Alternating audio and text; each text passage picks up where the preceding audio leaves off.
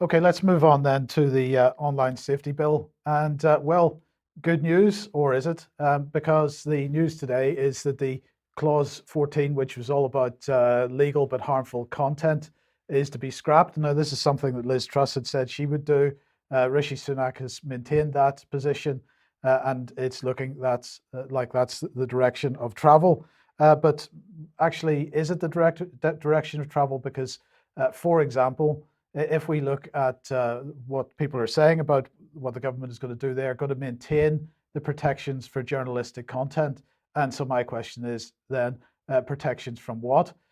In fact, we already have a censorship regime within the social media field sphere, which was going to get some kind of statutory underpinnings as a result of the online safety bill.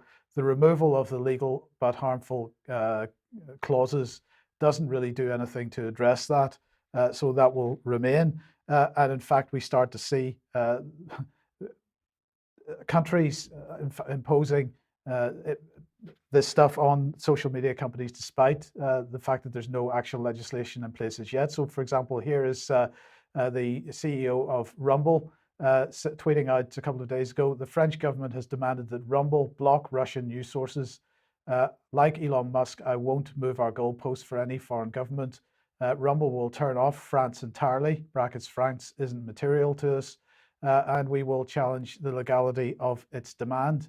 And so anybody that's trying to watch a Rumble video now from France sees this on screen. Notice to users in France, because of the French government demands to remove creators from our platform, Rumble is currently unavailable in France. We're challenging these government demands and hope to restore access soon.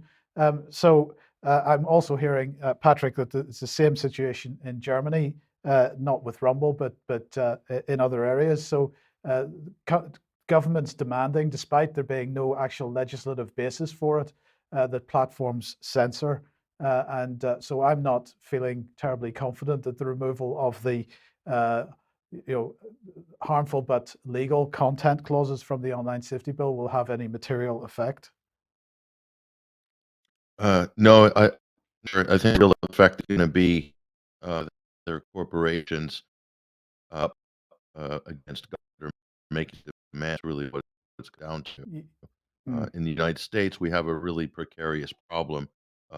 Unfortunately, we might not be able to cover this today, but the recent story in The Intercept that was leaked that showed the collusion between the federal government and big tech, Department of Homeland Security, the FBI meeting with executives from Twitter, Facebook, LinkedIn, Reddit, all of these different companies on a regular basis to discuss how to limit speech or what they call dangerous speech. That's the situation in the U.S. is this total convergence of corporate state interests on that.